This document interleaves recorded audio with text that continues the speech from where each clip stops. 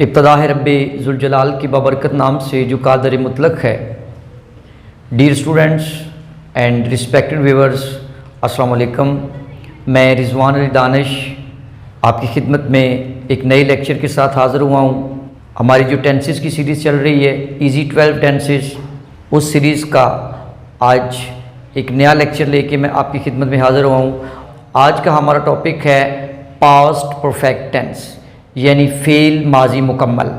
اس سے پہلے ہم نے پریزنٹ پرفیکٹ ٹینس پڑھا تھا۔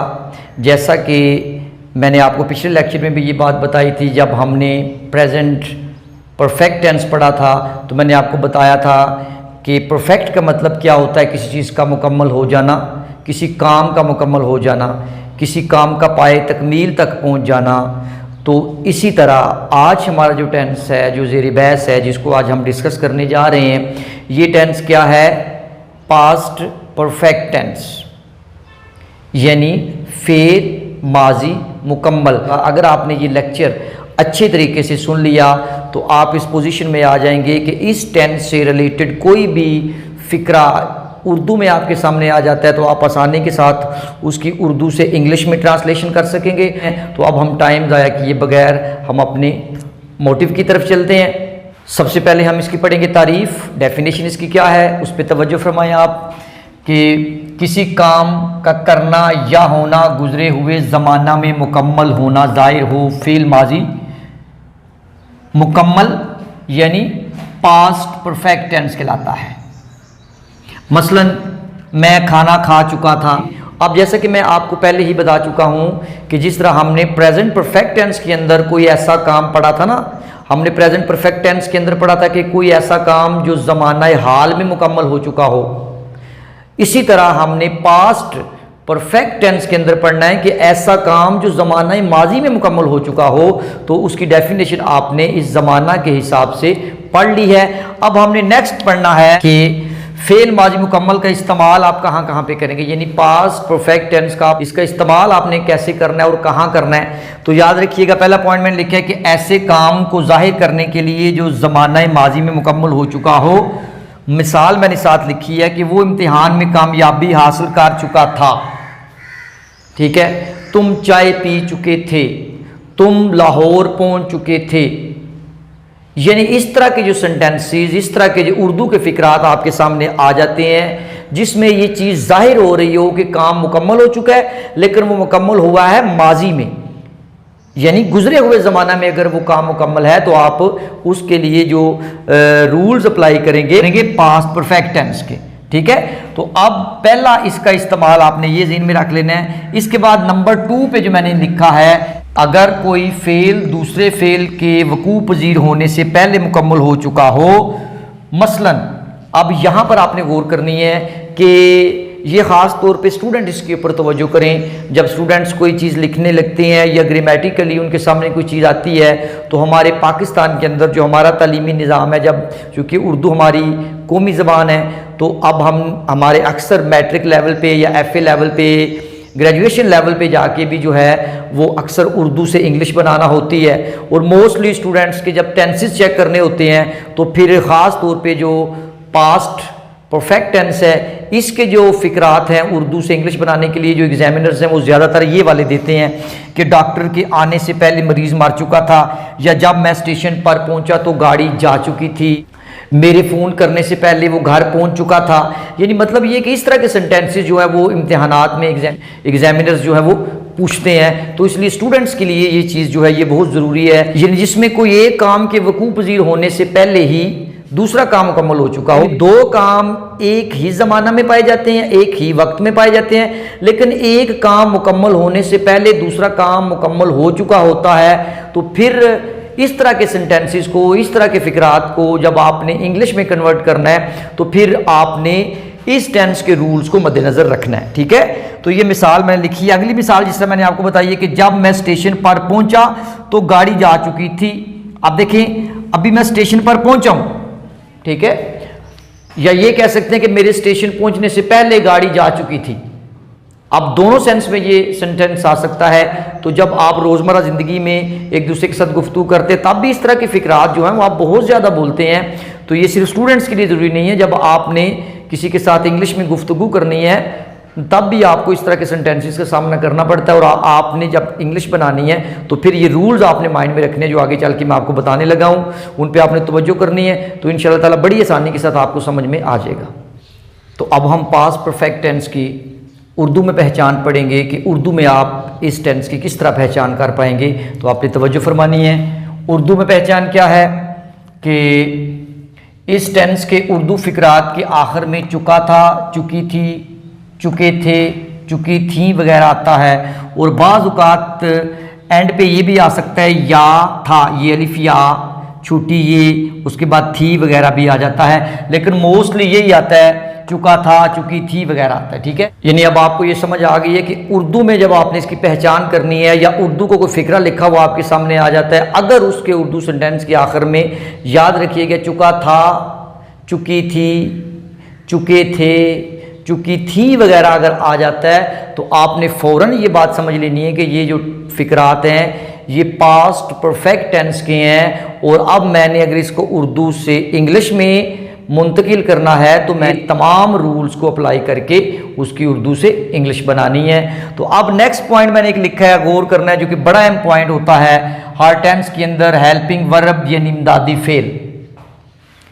جس طرح آپ نے پریزنٹ پرفیکٹ ٹینس پڑھا تھا، اگر تھوڑا سا آپ اپنے مائنڈ کو پچھلے لیکچر کی طرف لے کے جاتے ہیں، اگر آپ ریگولرلی میرے لیکچر دیکھ رہے ہیں تو پریزنٹ پرفیکٹ ٹینس کے اندر بھی میں نے آپ کو امدادی فعل یعنی ہیلپنگ ورب پڑھایا تھا، وہ بھی زمانہ مکمل تھا، یہ بھی زمانہ مکمل ہے، وہ زمانہ حال تھا یعنی وہ فعل حال مکمل تھا، یہ فعل ماضی مکمل ہے۔ اب ظاہر سی بات ہے وہ حال کا مکمل تھا تو اس کا ہیلپنگ ورب کچھ اور ہونا ہے، یہ زمانہ ماضی کا مکمل ہے تو اس کا ہیلپنگ ورب کوئی اور ہونا ہے۔ تو اب ہم نے ایک تو ڈیفرنس بھی ان دونوں کے درمیان دیکھنا ہے کون سا ہے۔ پہلے نمبر پہ تو آپ کو میں ریوائز کروا دوں کہ جب آپ نے پریزنٹ پرفیکٹ ٹینس پڑھا تھا اس کی جو ہیلپنگ ورب ہیں وہ آپ نے دو پڑھے تھے، ایک تھا ہیز اور ایک تھا ہیو، ٹھیک ہے جی۔ لیکن اس زمانہ کے اندر جو کہ ابھی ہمارا یہ مذکورہ ہے جس کے اوپر ہم بحث کر رہے ہیں، یہ ہے ہمارا پاسٹ پرفیکٹ ٹینس یعنی زمانہ ماضی کا مکمل ٹینس، یعنی فعل ماضی مکمل۔ تو اس کے لیے یاد رکھیے گا کہ اس ٹینس میں امدادی فعل ہیڈ استعمال ہوتا ہے جو کہ ہر قسم کے سبجیکٹ کے ساتھ استعمال ہوگا۔ یہ بات اپنے مائنڈ میں بٹھا لیجئے کہ پاسٹ پرفیکٹ ٹینس کے اندر صرف اور صرف ایک ہی ہیلپنگ ورب یوز ہوتا ہے جس کو ہیڈ بولتے ہیں، HAD ہیڈ۔ یاد رکھیے گا کہ جب آپ نے پریزنٹ ٹینس پڑھا تھا، پریزنٹ پرفیکٹ ٹینس پڑھا تھا تو اس میں ہیز اور ہیو لگایا تھا، لیکن جب آپ نے پاسٹ پرفیکٹ ٹینس پڑھنا ہے تو اس کے اندر آپ نے صرف ہیڈ لگے گا۔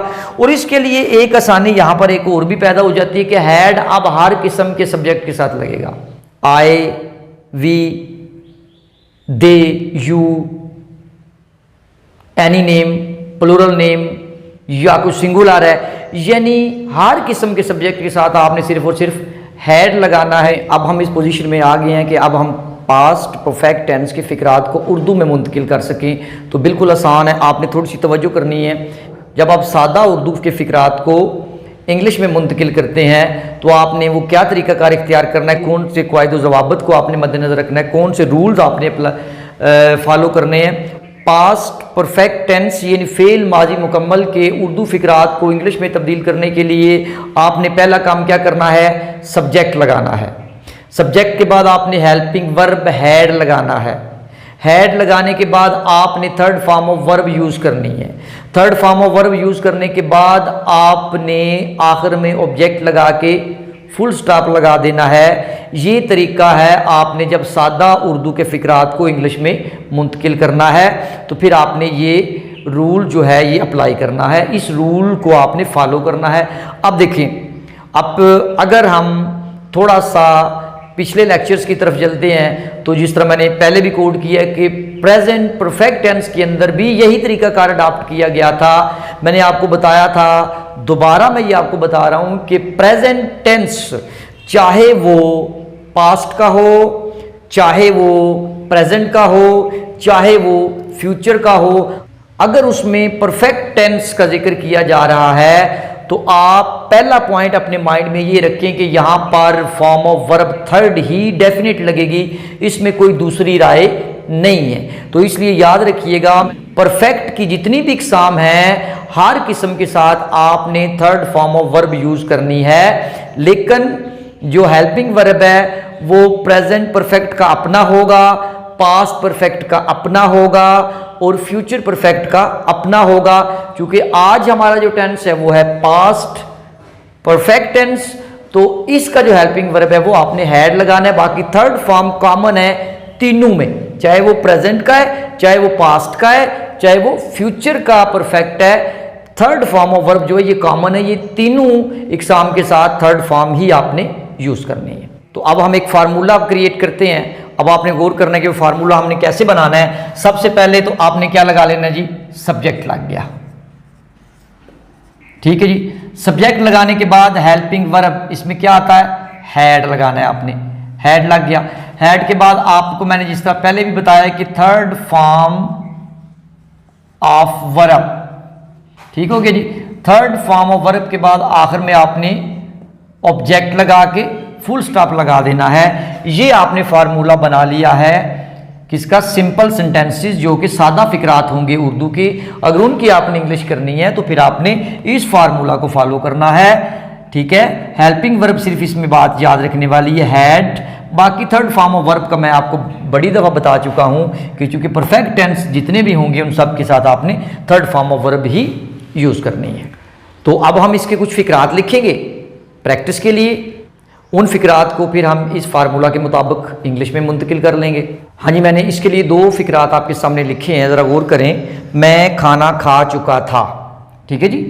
اب فقرہ حسب معمول جس طرح میں پہلے اکثر آپ کو بتاتا رہتا ہوں کہ پہلے یہ چیک کیا کریں کہ یہ فقرہ جو میں نے پیچھے اس کے متعلق قواعد و ضوابط پڑھے ہیں، جو رولز میں نے پڑھے ہیں کہ اردو میں جو اس کی پہچان پڑھی ہے، جو تعریف میں نے پڑھی ہے، کیا تعریف کے مطابق ہے فقرہ، کیا پہچان کے مطابق ہے۔ اگر تو یہ فقرہ آپ جو ٹینس پڑھ رہے ہیں اس سے بالکل جو تعریف کے مطابق ہے، پہچان کے مطابق ہے، تو پھر ہی آپ اس فارمولہ کو اپلائی کر سکتے ہیں نا۔ تو میں کھانا کھا چکا تھا، یہ تعریف کے مطابق بھی ہے اور اس کے ساتھ ساتھ یہ اردو کی پہچان کے حوالے سے بھی پاسٹ پرفیکٹ ٹینس کا ہی ہے۔ تو پھر ہم اس کا ترجمہ کریں گے، میں کھانا کھا چکا تھا۔ تو سمپل سی بات ہے، اس میں آئے ہو گیا سبجیکٹ، ہیڈ لگے گا، آئے، ہیڈ، ایٹ پہلی فارم ہوتی ہے اور eaten third form of verb ہوتی ہے۔ آئی ہیڈ ایٹن میل، لیں جی بالکل سمپلی ہم نے اس کی انگلش بنا دی ہے۔ اب اگلا فقرہ کا جو ہے یہ بڑے امپورٹنٹ ہے، اس کے اوپر آپ نے پوری توجہ کرنی ہے۔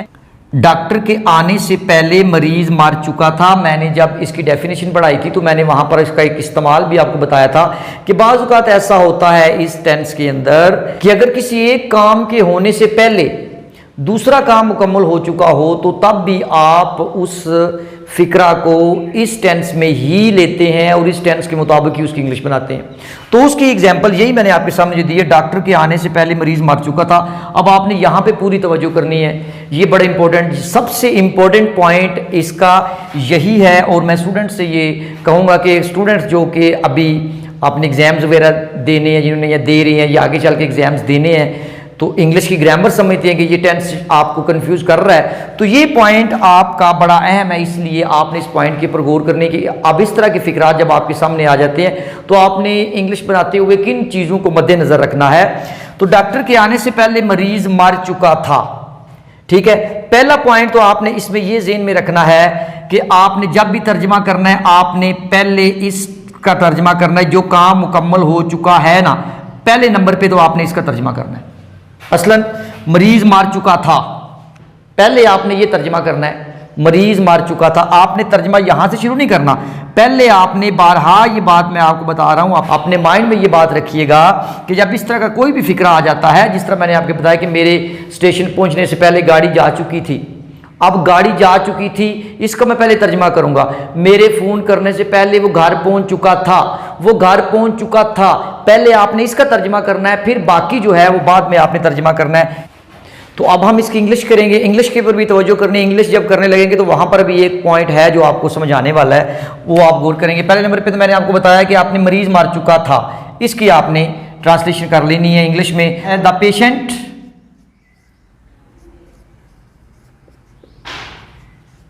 The patient had dead. अब देखें जी, यहां पर मैंने तर्जमा कर लिया ना, मरीज मार चुका था, द पेशेंट हैड डेड, मरीज मार चुका था। ये तर्जमा मैंने बिल्कुल इस फार्मूला के मुताबिक इसका ठीक कर लिया। अब मैंने कहा था कि इसके बाद दूसरे नंबर पे आपने तर्जमा करना है इस चीज का, ठीक है, दूसरे नंबर पे आपने तर्जमा इसका करना है, ठीक है। अब आप इन दोनों को मिलाने के लिए जो ये वाला वर्ड होगा ना, ये इन दोनों को मिलाएगा। उसके बाद आपने पहले तर्जमा इसका करना है, इसका तर्जमा करने के बाद आपने फिर इसका करना है, और इस तरह ये दोनों को मिला के आपके सेंटेंस को कंप्लीट कर देगा, ठीक है। तो अब यहां पर पहले की इंग्लिश होती है बिफोर, तो आप क्या करेंगे, बिफोर द डॉक्टर केम। अब आपने मेरी बात को बड़ी तवज्जो के साथ आपने सुनना है और फिर उसको फॉलो करना है। आप देखिए मैंने इसका तर्जमा कर दिया है, द पेशेंट हैड डेड, मरीज मर चुका था, before the doctor came, doctor के आने से पहले। अब देखो ना, पहले तर्जमा मैंने इसका कर लिया, इसका तर्जमा तो मैंने किया बिल्कुल इसी टेंस के मुताबिक जो रूल्स मैंने इस टेंस के पढ़े हैं। मैंने कहा था हैड लगाना, हैड लगा लिया, थर्ड फॉर्म ऑफ कहा था मैंने, थर्ड फॉर्म ऑफ वर्ब लगा लिए, ठीक है। लेकिन आगे अगर गौर करते हैं, इसका ये वाला जो पोर्शन है ना, इस पोर्शन के ऊपर आपने पूरी तवज्जो करनी है। ये वाला पोर्शन मैं इन दोनों पोर्शंस को अलग कर रहा हूं ताकि आपके लिए आसानी हो जाए इसको समझने में। अब इस पोर्शन का मैंने तर्जमा आपने गौर करके मुझे बताना है कि मैंने कौन सा यहां पर टेंस यूज किया है। अब इसमें कॉम्बिनेशन है, दो टेंसेस का कॉम्बिनेशन है, दोनों टेंसेस आपको इकट्ठे यहां पर यूटिलाइज करना पड़ेंगे। उन दोनों टेंसेस का इस्तेमाल आपको यहां पर करना पड़ेगा। पहले टेंस का तो आपने इस्तेमाल कर लिया, अब दूसरे टेंस का इस्तेमाल आपने कौन सा किया, आपने अंदाजा लगाना है, before the doctor came, the doctor came, यानी before the doctor came, doctor के आने से पहले। अब इसका मतलब ये हुआ कि है ये भी जमाना माजी है, ये भी पास्ट टेंस, लेकिन इसका तर्जमा जो मैंने किया है, ये मैंने किया है पास्ट इंडेफिनिट टेंस के रूल्स को मद्देनजर रखते हुए। तो अब ये बात क्लियर होगी कि जब आपने इस तरह के सेंटेंसेस बनाने हैं कि डॉक्टर के आने से पहले मरीज मर चुका था, मेरे वहां पहुंचने से पहले वो जा चुका था, यानी इस तरह के सेंटेंसेस जब आपके सामने आने हैं तो फिर आपने याद रखना है, आपने फर्स्ट ऑफ ऑल तो तर्जमा किसका करना है, जो काम मुकम्मल हो चुका है उसका तर्जमा करना है पास्ट परफेक्ट टेंस के रूल्स को मद्देनजर रख के। और इसके बाद नेक्स्ट वन जो है, जो इसका दूसरा पोर्शन होता है जिसमें अभी वो काम मुकम्मल नहीं हुआ, यानी वो काम अपने पाया तकमील तक नहीं पहुंचा, दूसरा काम मुकम्मल हो गया है, तो फिर जो काम मुकम्मल नहीं हुआ अभी आपका, उसके लिए आपने याद रखना है पास्ट इंडेफिनिट टेंस का इस्तेमाल करना है। ये बहुत ही अहम पॉइंट है, इस पॉइंट को आपने ज़हन में रखना है। अगर ये पॉइंट आप सही तरीके से फॉलो नहीं करेंगे तो जब भी आप ट्रांसलेशन करने लगेंगे तो आपके लिए बहुत बड़ी प्रॉब्लम बनेगी। आपका जो फिक्रा है, जो आपने इंग्लिश में सेंटेंस बनाना है, वो टोटली आपका गलत होगा। तो इसलिए बात जहन में रखिएगा, बड़ा जोर दे रहा हूं मैं इस पॉइंट के ऊपर कि आपने पहले नंबर पे तर्जमा करना है जो काम मुकम्मल है, उसके बाद जो काम मुकम्मल हो चुका है उसका तर्जमा आपने करना है पास्ट परफेक्ट टेंस के रूल्स को मद्देनजर रखते हुए। और जिस तरह ये डॉक्टर के आने से पहले, मेरे फ़ोन करने से पहले, उसके पहुंचने से पहले, या कोई भी इस तरह का फिक्रा जो मुकम्मल नहीं हुआ, तो उसके लिए आपने कौन सा टेंस इस्तेमाल करना है, पास्ट इंडेफिनिट टेंस इस्तेमाल करना है। और आपको पता है कि पास्ट इंडेफिनिट टेंस के अंदर आपने क्या करते थे, सबसे पहले सब्जेक्ट लगाते थे। जिस तरह ये डॉक्टर, इसमें समझ लें कि सब्जेक्ट हो गया, ठीक है, और इसमें केम आना काम है उसका। तो अब came second form of verb है। मैंने आपको बताया था कि जब आप पास्ट इंडेफिनिट टेंस के फिक्रात को, सिंपल फिक्रात को बनाते हैं इंग्लिश में, तो फिर आप पहले सब्जेक्ट लगाते हैं और फॉर्म ऑफ वर्ब कौन सी लगाते हैं, सेकंड। तो come first form of verb होती है और came second form of verb है। तो इससे ये बात जाहिर होगी कि यहां पर आपने हमेशा पास्ट इंडेफिनिट टेंस के रूल्स को मद्देनजर रख के आपने इसकी इंग्लिश बनानी है। ये पॉइंट मैं उम्मीद करता हूं कि आपको क्लियर हो गया होगा। और अब हम नेगेटिव सेंटेंसेस बनाने का फार्मूला लिखेंगे। पास्ट परफेक्ट टेंस के उर्दू के नफी फिक्रात को हम इंग्लिश में कैसे तब्दील कर सकते हैं, उसके लिए हम फार्मूला यहाँ पर बनाते हैं। गौर करना है आपने, बिल्कुल आसान है, आप फार्मूला पहले भी बनाते रहे हैं। सबसे पहले आप क्या लगाते हैं जी, सब्जेक्ट लगाते हैं। सब्जेक्ट के बाद हमेशा आप लगाते हैं हेल्पिंग वर्ब, जिस اس میں ہیڈ استعمال ہو رہا ہے. ہیڈ کے بعد آپ کیا لگاتے ہیں جی؟ یہاں پر ہیڈ کے بعد آپ لگائیں گے ناٹ. ناٹ کے بعد لگے گی third form of verb object اور آخر میں فل سٹاپ. اب ہم کچھ فکرات لکھتے ہیں تاکہ یہ فارمولہ اس کے اوپر ہم اپلائی کر کے چیک کریں کہ وہ ہمارا فارمولہ بالکل ٹھیک ہے. اور میں نے آپ کے سامنے 2 فکرات لکھے ہیں. پہلا فکرہ میں نے لکھا ہے کہ علی کتاب نہیں خرید چکا تھا. اب علی ہیز اے سبجیکٹ ہے, علی ہیڈ ناٹ, اب خرید چکا, اب خریدنا تھرڈ فارم آف ورب ہوگی اس کی باٹ. بک. اب میں دوسرا فکرہ جو لکھا ہے آپ کے سامنے اس کے اوپر آپ نے توجہ کرنی کہ جب میں اسٹیشن پہنچا تو گاڑی نہیں جا چکی تھی.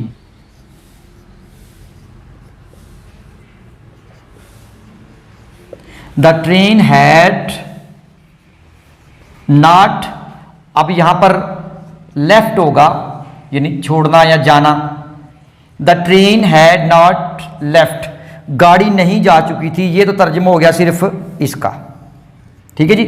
اب اس کا اگلا پورشن جو ہے اس پہ آپ نے توجہ کرنی ہے. میں نے آپ کو بتایا تھا کہ اس پورشن کو ٹرانسلیٹ کرنے کے لیے آپ نے پاسٹ انڈیفینٹ ٹینس کا سہارا لینا ہے. یہ ہے ہی فکرہ پاسٹ انڈیفینٹ ٹینس کا, ٹھیک ہے. تو یہاں پر پھر کیا کریں گے کہ دا ٹرین ہیڈ ناٹ لیفٹ. اب یہاں پر اس کو جوڑنے کے لیے جب کا لفظ استعمال کیا گیا ہے کہ جب, تو یہاں پر آپ لکھیں گے when. اب آئے, when آئے reached, اب پہنچا یعنی سیکنڈ فارم آف ورب لگانی ہے نا یہاں پر آپ نے. تو when آئے reached the station. Interrogative sentences کی انگلش کرنے کے لیے, سوالیہ فکرات کی انگلش کرنے کے لیے ہم نے کس فارمولے کو اپلائی کرنا ہے تو آپ نے غور کرنا ہے جی. سب سے پہلے تو ہم لکھیں گے کیا, میں نے آپ کو بتایا تھا کہ ہیلپنگ ورب ہمیشہ شروع میں آ جاتا ہے. اس کے بعد آپ نے سبجیکٹ لگانا ہے. سبجیکٹ لگانے کے بعد آپ نے تھرڈ فارم آف ورب لگا لینی ہے. اس کے بعد آبجیکٹ کے فوراً بعد آپ نے کویسچن مارک لگا لینا ہے. اب یہ آپ کے سامنے فارمولہ آ گیا. اور یہ بڑی دفعہ آپ فارمولہ پہلے بنا چکے ہیں, ہم نے پورا پریزنٹ ٹینس پڑھا ہے. پریزنٹ ٹینس کی جتنے بھی ہم انٹروگیٹو بناتے رہے ہیں اس میں بڑی اچھے طریقے سے آپ کی پریکٹس ہو چکی ہے. اس لیے اب آپ کو اس کے اوپر اتنی زیادہ پریشانی نہیں اٹھانی پڑے گی, آپ فٹافٹ یہ بنا لیں گے. صرف آپ نے ایک چیز مائنڈ میں رکھنی ہے, ہیلپنگ ورب جو ہے وہ آپ نے وہ ذہن میں رکھنا ہوتا ہے, باقی اس میں کوئی مسئلہ نہیں ہے. اب میں نے یہاں پر 2 فکرات لکھے ہیں. پہلا فکرہ میں نے لکھا ہے کہ کیا تم کراچی کی سیر کر چکے تھے. اب جی اس کی انگلش بناتے ہیں ہم. اب اس میں ایک چیز آپ نے, اب ہیڈ لگے گا, ہیڈ کے بعد اس میں سبجیکٹ کیا ہے, تم, یو. اب اس میں ایکشن یعنی فعل کیا ہے, سیر کرنا, تو visit first form of verb ہوتی ہے اور visited third form of verb ہے. اس کے بعد سیر کس کی یعنی کہ اس کے اندر آبجیکٹ کیا ہے, کراچی. تو یہ آپ کا سینٹینس بن گیا جی. ہیڈ یو وزٹڈ کراچی, کیا تم کراچی کی سیر کر چکے تھے.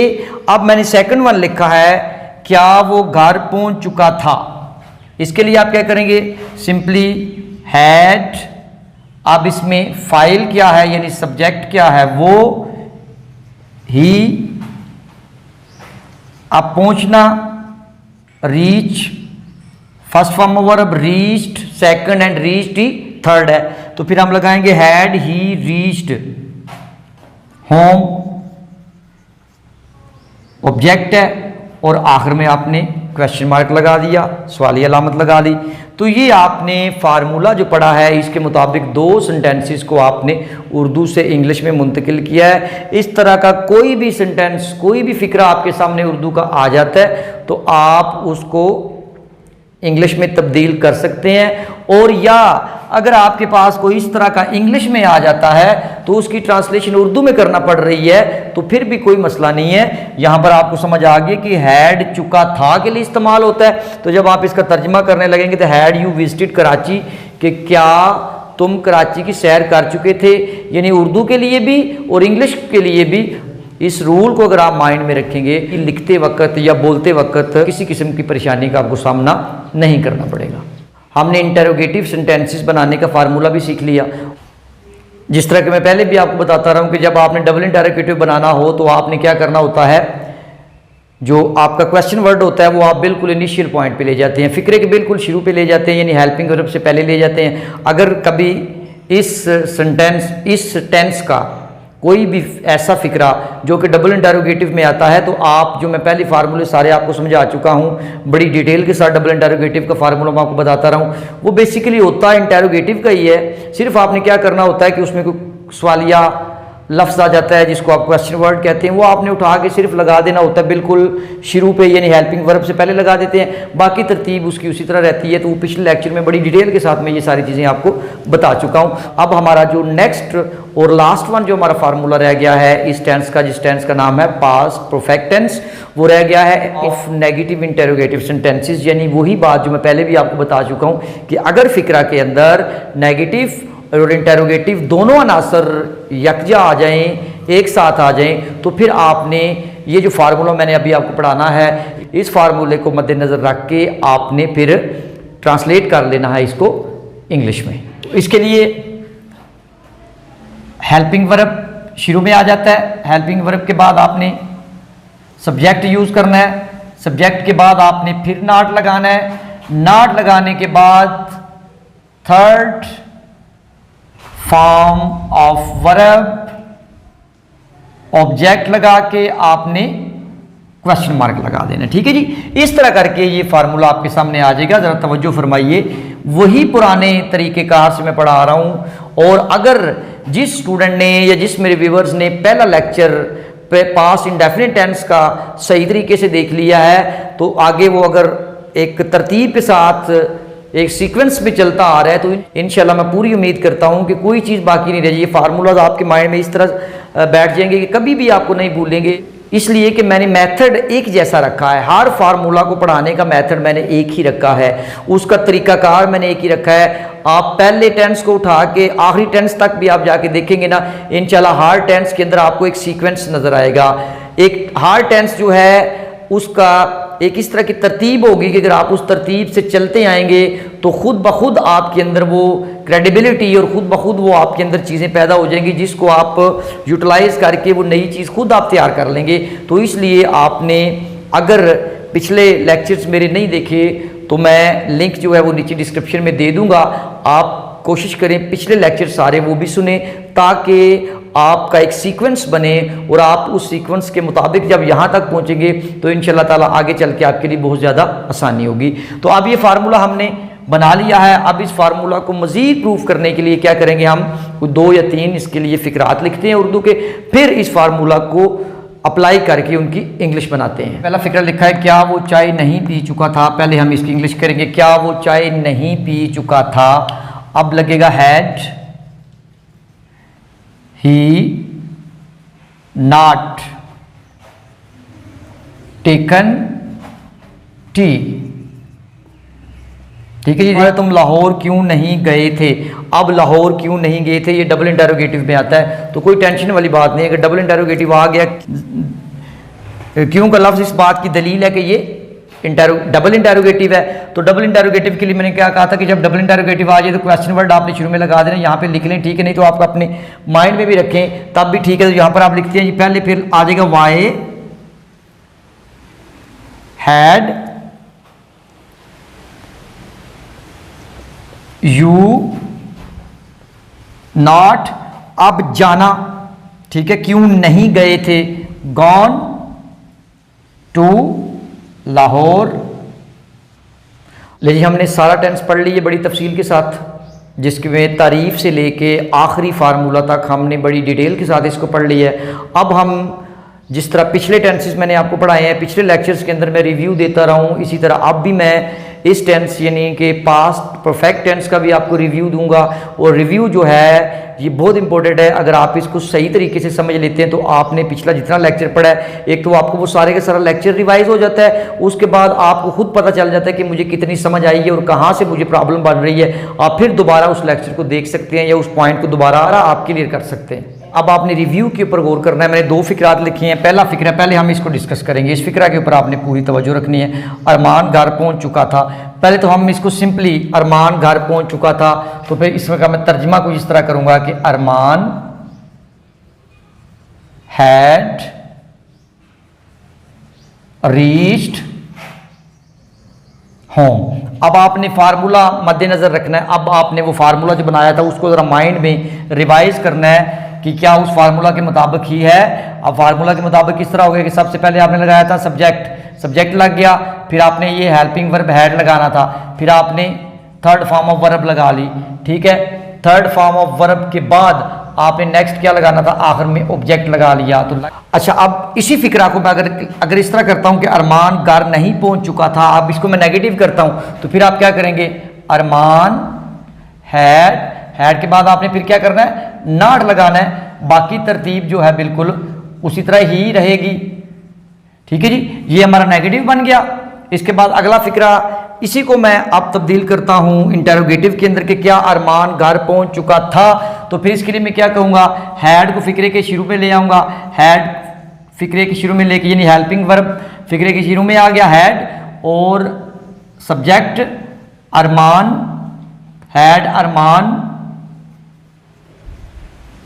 रीच्ड होम, और आखिर पे आपने क्वेश्चन मार्क लगा दिया। और अब यहाँ से आपने देखना है कि बिल्कुल जो फार्मूला हमने पीछे बनाया था बिल्कुल उसी के मुताबिक है। हेल्पिंग वर्ब, सब्जेक्ट, फिर उसके बाद थर्ड फॉर्म ऑफ वर्ब, और आखिर में आपने ऑब्जेक्ट लगा के क्वेश्चन मार्क लगा दिया।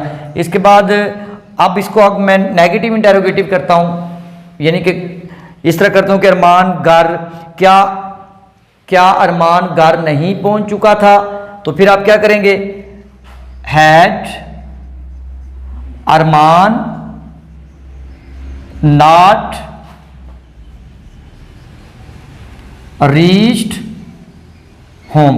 तो अब हमने इसको डिस्कस करने मैंने स्पेशली लिखा है ताकि आपकी इसके ऊपर प्रैक्टिस बहुत अच्छे से हो। मैंने जब लेक्चर शुरू किया था तब भी यही बात, इसी के ऊपर जोर दिया था।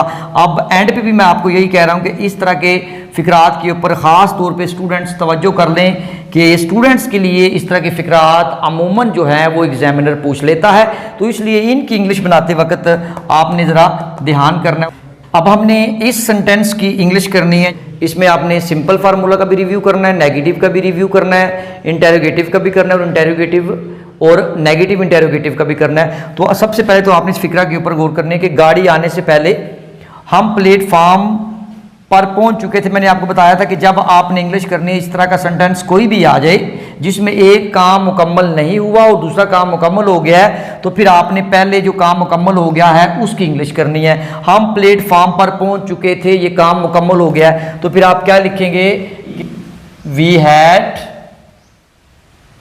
रीच्ड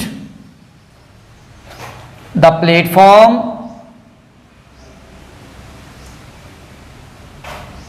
पहले फिक्रे की पहले हिस्सा की आपने इंग्लिश कर ली कि we had reach the platform. अब पहले यहां पर क्या है, पहले यहां पर बिफोर द ट्रेन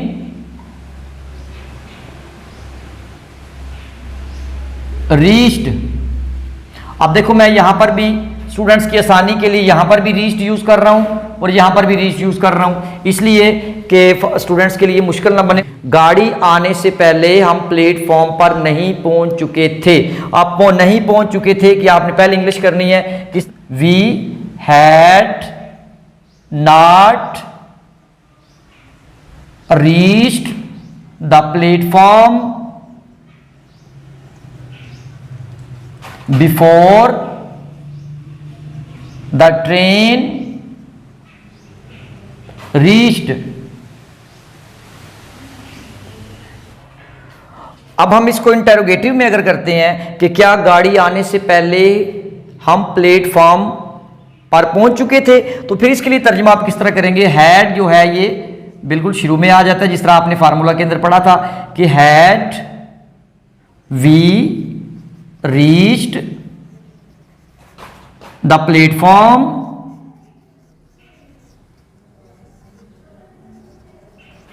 before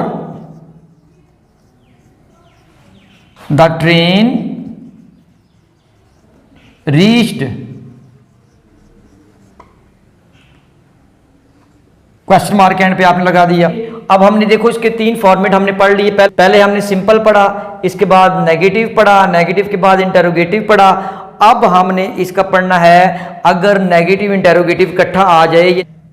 کیا گاڑی آنے سے پہلے ہم پلیٹ فارم پر نہیں پہنچ چکے تھے؟ تو پھر آپ نے کیا کرنا ہے، کوئی مشکل نہیں ہے، آپ نے اسی طرح ہیڈ لگانا ہے شروع میں.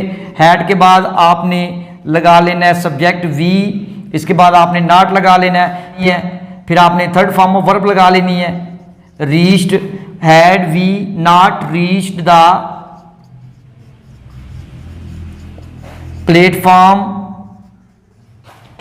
Before the train reached.